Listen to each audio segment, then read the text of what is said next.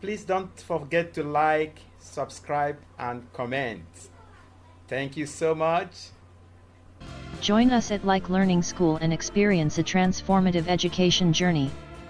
Visit our website at www.likelearningschool.com or contact us at +234 808 509 5144 to learn more and get started today. Remember, this is the lung. All right. So, are you ready for that?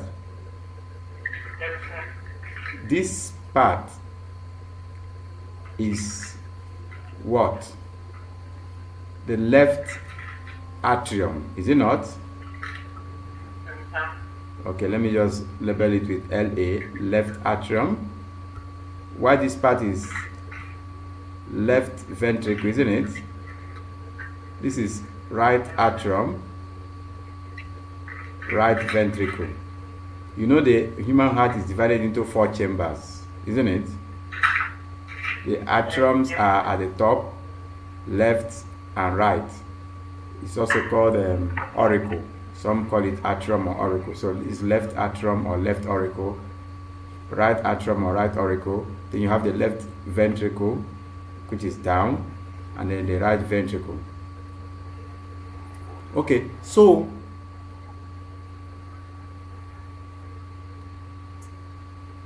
first of all, for blood to flow, you know it flows through the heart twice. That's why we call it double circulatory system.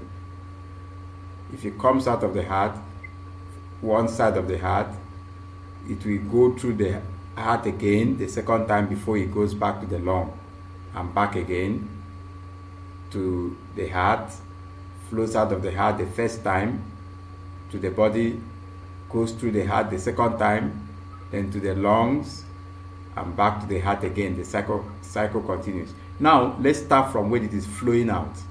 When it is flowing out, the oxygenated blood. The oxygenated blood flows out from the left ventricle, isn't it? It's coming out from the left ventricle. I'm talking about the oxygenated blood. It flows out from the left ventricle through the arteries. This is the aorta, which is the biggest artery. When I can illustrate this on this diagram on the right, on the left.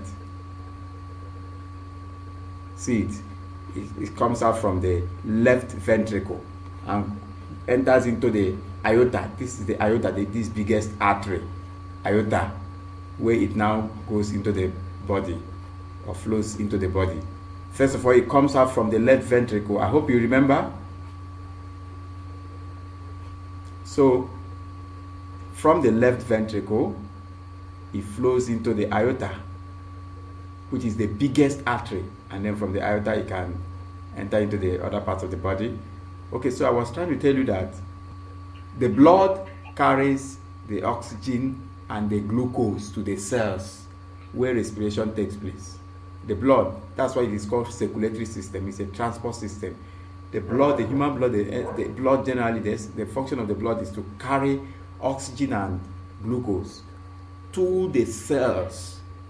It is at the cells that respiration takes place. You know, respiration is glucose plus oxygen to form carbon dioxide, water, and energy. So the blood needs to carry the glucose, which is the food, digested food, together with the oxygen all around the body. So this blood, which is oxygenated, it has oxygen, it's carrying oxygen that is coming out from the left ventricle together with the foodstuffs and the glucose. It carries the oxygen with the glucose to the body, where into the cells. At the cells, the glucose and the oxygen combine, react to form carbon dioxide, water, and energy. That's respiration.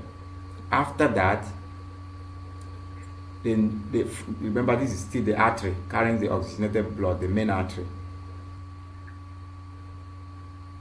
Is that clear? Now, after respiration, they are interconnecting blood vessels, smaller blood vessels we call capillaries, which link the artery to the veins. The veins are the return path. After respiration, blood needs to return back to the heart through the veins, and this blood coming back to the heart has used up its oxygen, so it is no longer having oxygen. It is called deoxygenated. So the deoxygenated blood flowing through the veins will enter back to the heart. They are coming into the heart through the right atrium. So they enter through the right atrium. From the right atrium, they flow into the right ventricle. And from the right ventricle, they need to go to the lungs to collect oxygen. So they go back to the lungs, flowing through what is called pulmonary artery. Pulmonary artery to the lung, of course, to the right hand side of the lung. And from there, they collect oxygen. And once oxygen is collected, the blood becomes oxygenated again. It needs to get back to the heart where it will be pumped around, so it follows the pulmonary vein. And as it is moving around, it enters into the heart again through the left atrium. From the left atrium, the blood is now oxygenated. It has collected oxygen from the lungs. It goes into the left atrium. From the left atrium, it enters into the left ventricle. From the left ventricle, it flows out, is pumped out again through the aorta into the body again. Now it is oxygenated, carried by the arteries. So you will notice that arteries are blood vessels that pump blood out, through which the blood flowing out flows through. Arteries, one of the ways you can identify arteries are the blood moves out of the heart through the arteries. You see, this is an artery because the blood is moving out of it. But the veins, the blood enters the heart through the veins. The blood enters the heart through the veins. Like this one that is entering into the right atrium is a vein. This one that is also entering from the lung to the left atrium is also the vein.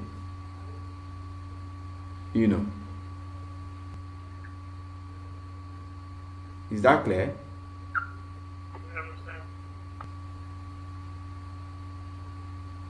So when it is going out, like this one moving out of the heart to the lung, is an artery. There are two blood vessels, two major blood vessels that take blood either to the lungs or from the lungs to the heart, either from the heart to the lungs or from the lungs to the heart. The blood vessel that takes blood out of the heart to the lungs is the pulmonary artery. This pulmonary artery does not have oxygenated blood. The one that takes blood from the lungs to the heart is the pulmonary vein. Arteries, blood flows out of the heart. Veins, blood flows into the heart. And if you notice, arteries carry blood that is containing oxygen, or that contains oxygen. So arteries carry oxygenated blood containing oxygen. Except this pulmonary artery. The pulmonary artery that is taking blood to the lung does not carry oxygenated blood. It doesn't have oxygen and sufficient oxygen inside the blood. Also, veins, which are the return path, carry deoxygenated blood from the body to the heart. However, there is a special vein, this one that takes it from the lung back to the heart through the left atrium. That's the only vein that carries oxygenated blood. Is that clear? So the cycle, again I said, is from the left ventricle, the blood is pumped out through the aorta, the largest artery.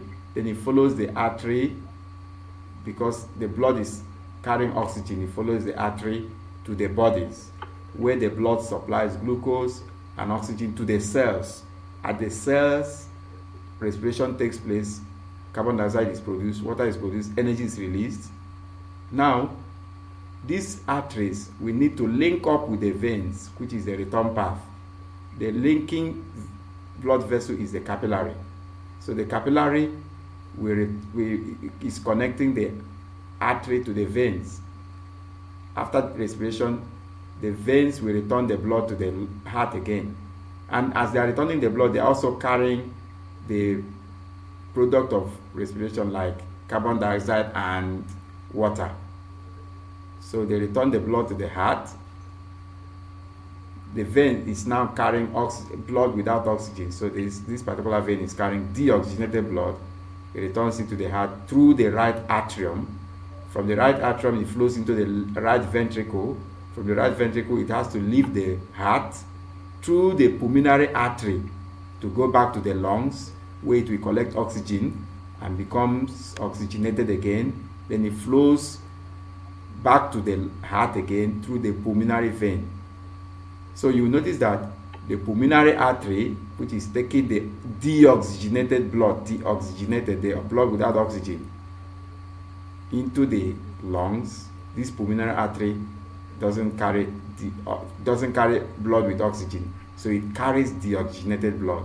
Only the pulmonary artery, among all the arteries, carries deoxygenated blood. All other arteries carry oxygenated blood. Also, other veins carry deoxygenated blood from the body to the heart, the return path. But there's a special vein that carries oxygenated blood from the lung to the heart, and it is called pulmonary vein. Is that clear?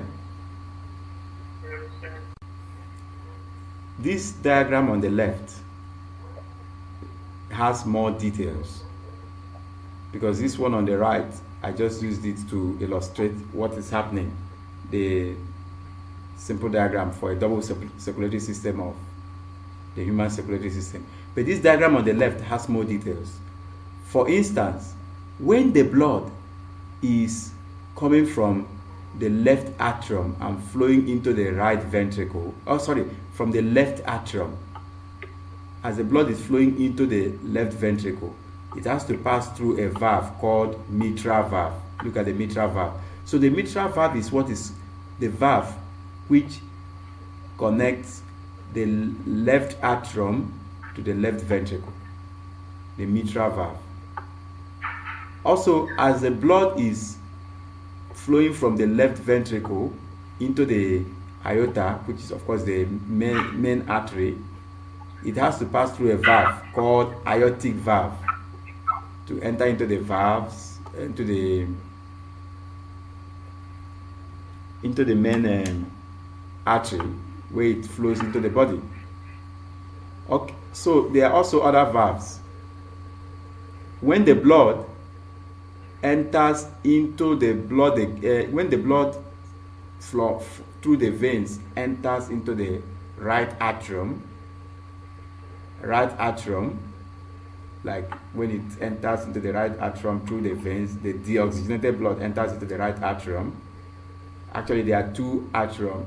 There are two major veins through which the blood enters into the right atrium. There is superior vena cava and there is inferior vena cava. The superior is the one in front. The interior is the one behind. You can see the superior is the one in front of us. The interior is the one behind. Those are the two major veins. In fact, the vena cava is the largest vein, just like the aorta is the largest artery. So the superior vena cava, as the blood enters into the right atrium through the veins, remember it's deoxygenated, it flows into the right atrium. Now it needs to move from the right atrium to the right ventricle. So it also has to pass through a valve. This valve is called tricuspid valve, tricuspid or tricuspid, Tricuspid, tricuspid valve. So the valve that connects the right atrium to the right ventricle is the tricuspid valve. Now, so when the blood from the right atrium enters into the right ventricle, it needs to flow back into the lungs to get oxygenated again, to get oxygen.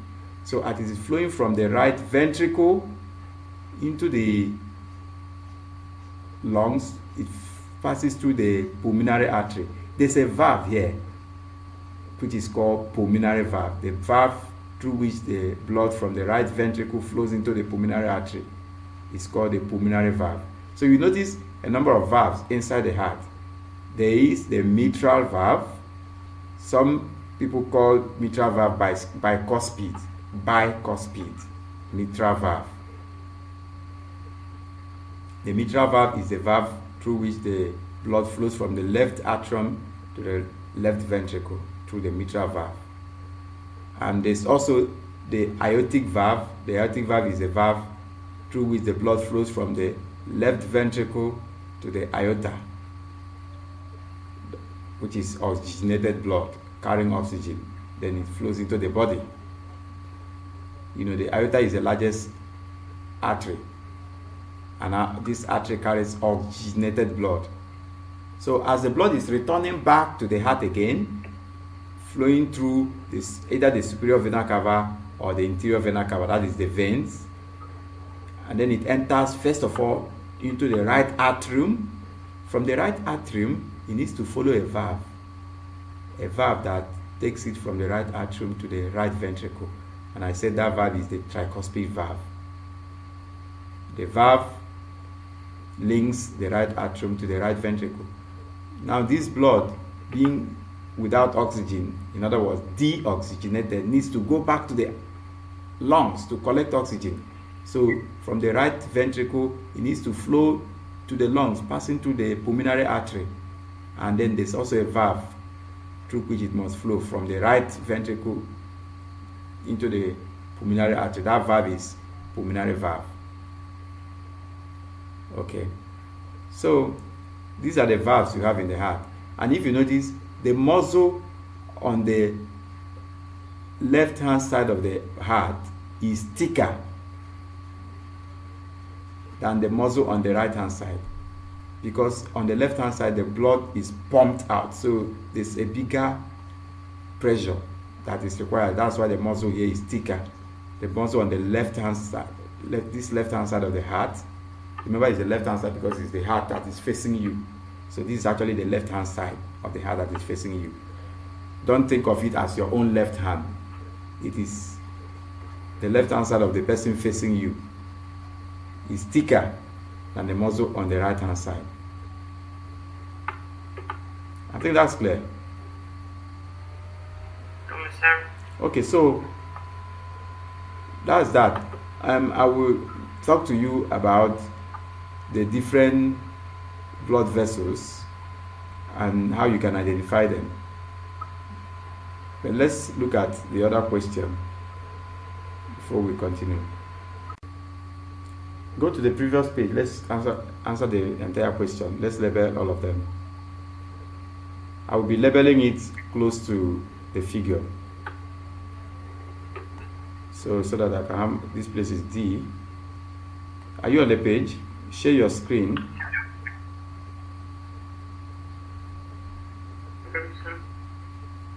Together we'll be labeling it close to this page.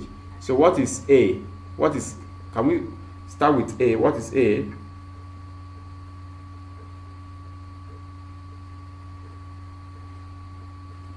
A is left atrium. Yes, A is left atrium, so I will just write it LA. What is B? Bicuspid valve. Bicuspid valve. Another name for bicuspid valve is mitral valve, right? Yeah. Mitral valve, I told you it's called mitral valve or bicuspid valve.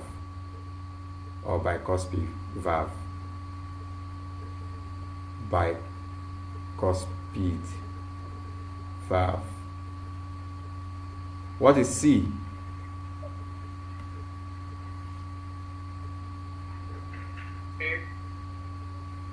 C is left ventricle. No, not C. C. Pulmonary vein. Did you mean? No, this C is a valve. The C is a valve from the left ventricle, taking the blood into the aorta. C is a valve. C is a valve from the left ventricle to the aorta. Remember, we call it aortic valve. Do you remember? Yes, sir. Aortic valve. What is D?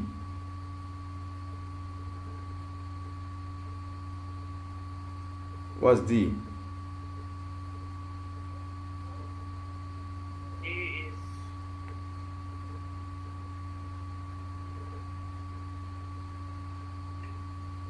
pulmonary. No, this is a chamber. D is a chamber. This, Left chamber. I mean, it's a chamber just like the left ventricle. In fact, D is a ventricle. D is a right ventricle. Okay? Yes, sir. D is what? Left ventricle. So D is a left ventricle. Let me label it properly. D is a left ventricle. Left ventricle. Let me just call it LV. I'm talking about D. D is LV. Left ventricle. Third. Let's go to E. What is E?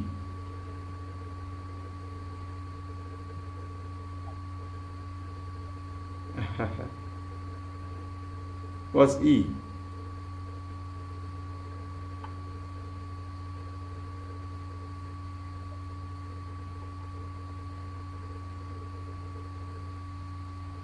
Is aorta. No, the aorta is this white one. That's why they separated it, so that you will see it. E is this white one. Aorta is this white one, where it takes it to the part of the body. You see, the aorta always has 3 outlets. You know. E is the superior vena cava. That's the vein to which is bringing it back to the right atrium. I will show you the main diagram again we talked about. So E is a superior vena cava. E is superior vena cava. That's why I had to show you all that, so you will compare.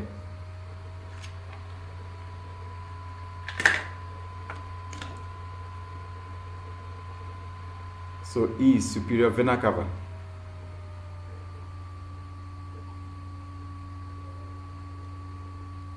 That's the main vein. Of course, F is what?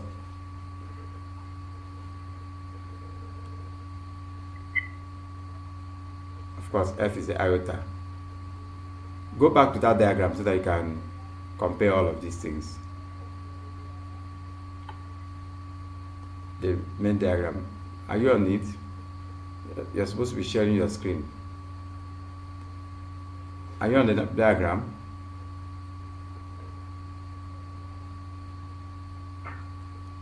Yes, sir. Look at it. See the Vena cava.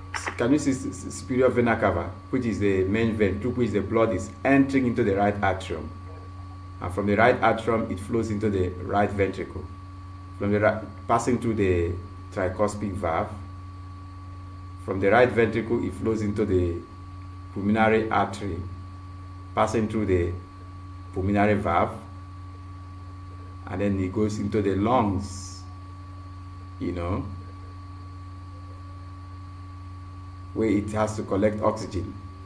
You know, that's when it's coming to the lungs to collect oxygen. Now when it collects oxygen, it needs to go back to the heart again, flowing through the... And my battery should be low. All right, so I think we should be rounding off now, right?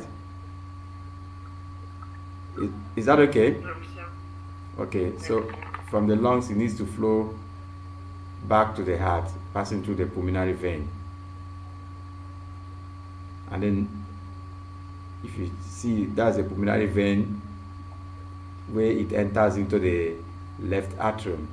That's the pulmonary vein. It enters into the left atrium again. which is the chamber of the heart at the top on the left hand side. So that's the left atrium, which is here. This is where you have the left atrium, and then it passes through a valve into the right ventricle, down. From the right ventricle, it is pumped out into the aorta, the main artery, and before it enters into the aorta, it needs to pass through the aortic valve.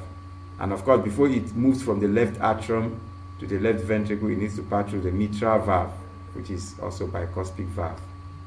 I told you it's also called bicuspid valve. That's another name for mitral valve. Okay, so if you compare this, we see that's what we have here. Let me zoom it in a bit. Are you still there?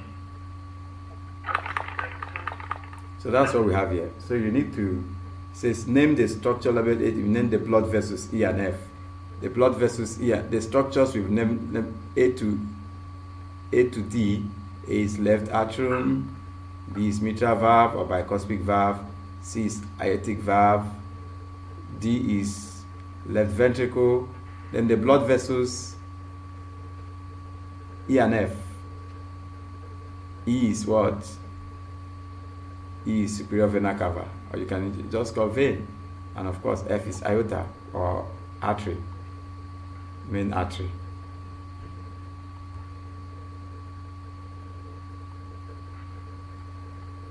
You know. So you have your marks. That's already 6 marks out of here. So, but let me see these ones you wrote. I need to remove it. You correct it later. Is that okay? So, okay. So these are the different parts of the blood. Remember, the blood is what transports substances around the body. That includes oxygen, waste carbon dioxide, even dissolved food, or waste urea, or hormones from one part of the body to another part of the body. That's the function of the blood. And some other specific functions. Now I'm going to start with the red blood cell. The red blood cell is the part of the blood that carry oxygen. The red blood cells carry oxygen, of course, from the lungs to the cells through the arteries.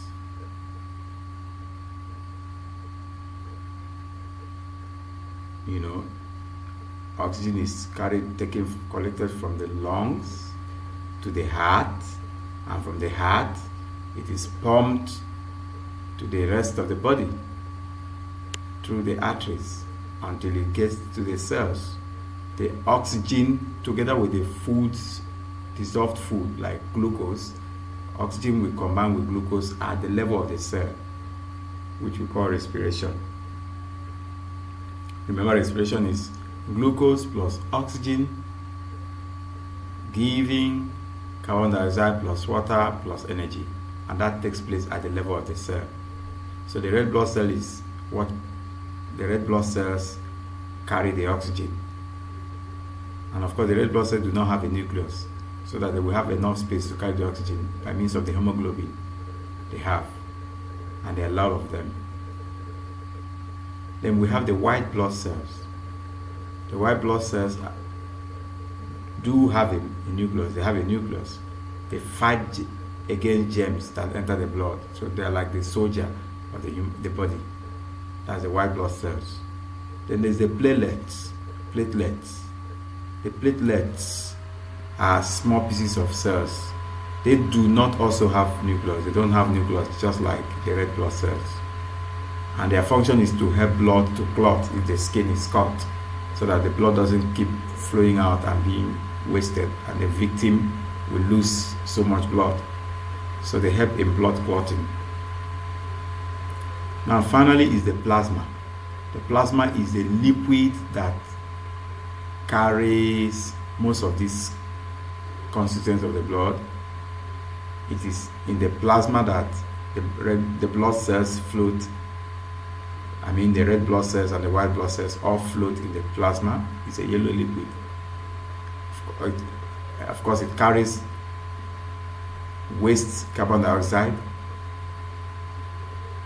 from the cells, and of course through the veins to the heart, and from the heart back to the lungs through the pulmonary artery, where the carbon dioxide is released to the air through the nostrils. The plasma also carries dissolved food to the cells, which of course include glucose. It also carries waste urea from the liver to the kidneys. The plasma also carries hormones from one part of the body to another part. So they are the four major components of the blood: the plasma, the red blood cells, the white blood cells, the platelets, with their different functions.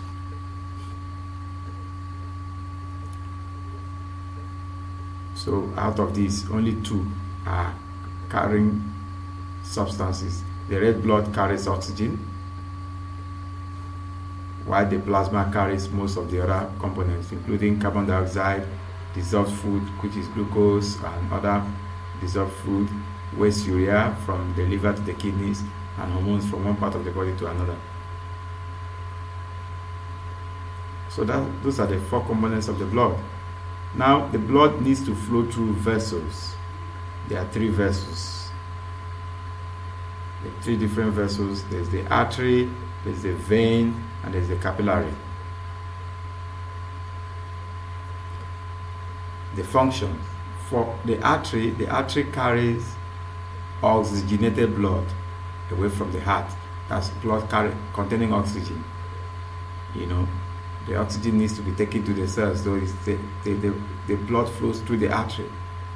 So the artery carries oxygenated blood, except the pulmonary artery, which carries deoxygenated blood. If you remember, we said the pulmonary artery carries deoxygenated blood from the heart, the right hand side of the heart, particularly from the right ventricle, to the lungs.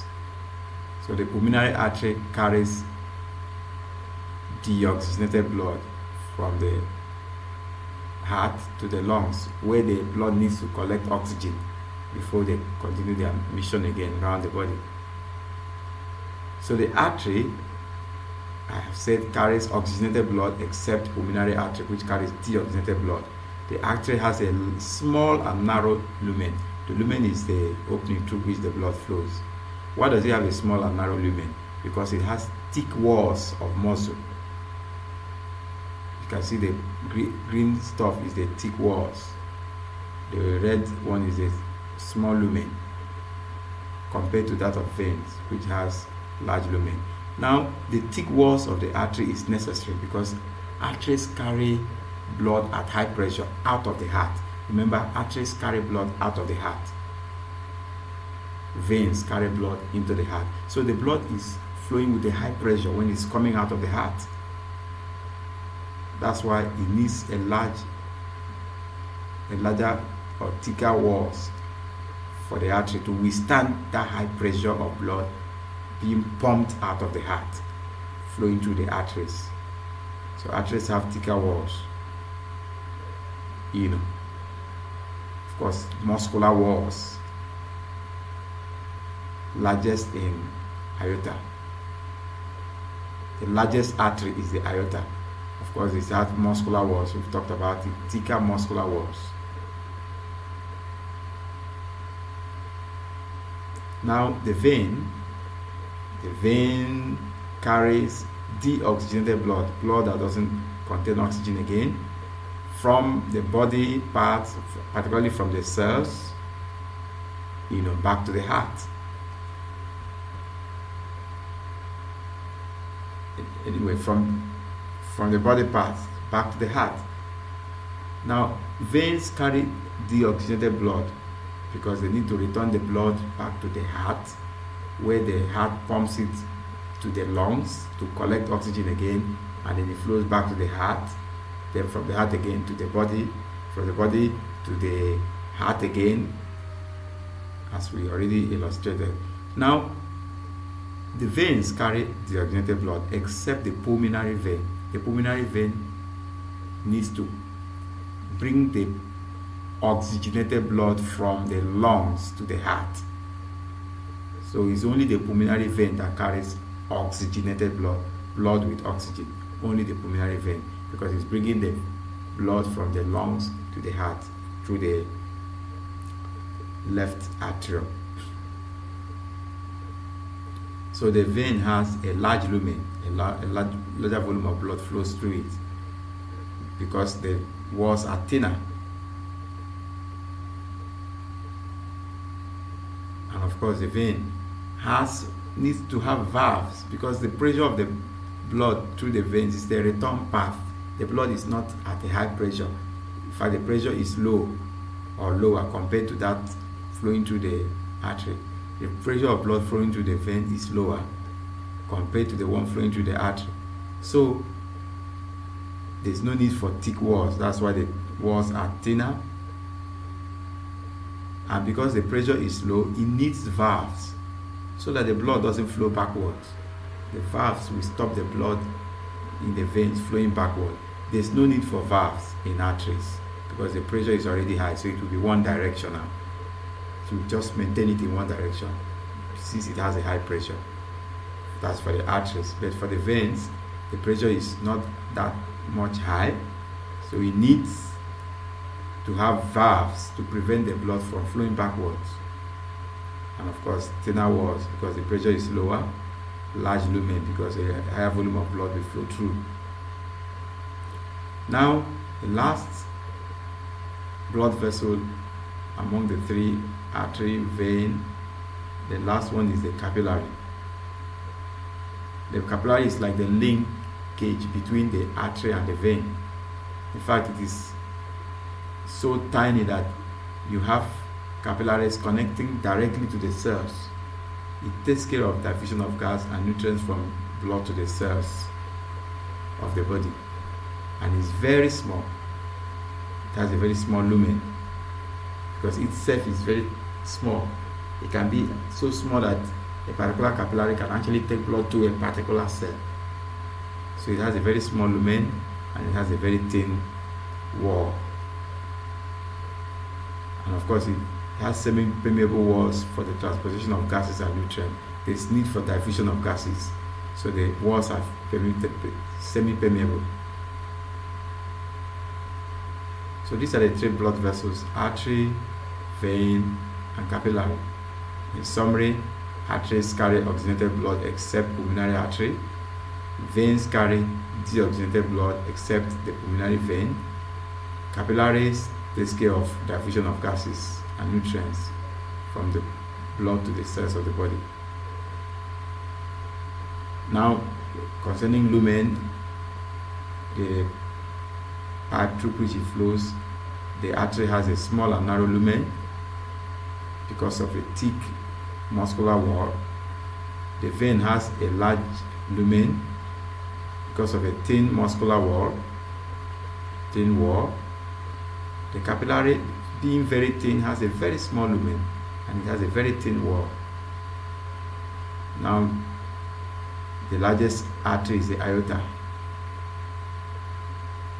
There are valves in veins because the pressure of blood through veins is lower compared to the pressure of blood through arteries. Arteries are where the blood is being pumped out, so it has a higher pressure. So it needs thicker walls, and there's no need for valves because the blood is flowing in one direction, maintained at a high pressure, so it can maintain that one direction. But for veins, the blood is already being returned to the heart, so it's at a low pressure. Being at a low pressure, there's a tendency for it to flow backwards because at a low pressure, the blood flowing is at a low pressure. So to prevent the blood from flowing backward, veins have valves. So you find valves in veins. Now, capillaries have semi-permeable walls for the transportation of gases and nutrients. So, these are the three types of the blood vessels and their functions and features. Just like I've mentioned, the three components of the blood and their functions and features too. Okay. Is that clear? I understand. Please don't forget to like, subscribe, and comment. Thank you so much. Welcome to Like Learning School, your premier online education platform. At Like Learning School, we are dedicated to helping students and learners unlock their full potential, providing them with the foundation, support, and guidance they need for academic excellence. Our platform caters to two main target audiences. Firstly, we work with school children of all ages, offering academic follow-up and accountability partnerships. Our seasoned tutors provide personalized attention to ensure students stay on track and reach their goals. Secondly, we support students and learners who are preparing for internal, external, entrance, or professional examinations. We offer comprehensive and well-structured support to help them achieve outstanding performance in their exams. Our robust virtual courses are designed to keep students engaged and motivated. With interactive videos showcasing our teaching sessions, students actively participate in the learning process, making education enjoyable and effective. But that's not all. We believe in personalized education. Our students have access to personalized tutorial sessions, whether online, physical, or hybrid, tailored to their unique learning needs. Join us at Like Learning School and experience a transformative education journey. Visit our website at www.likelearningschool.com or contact us at +234 808 509 5144 to learn more and get started today.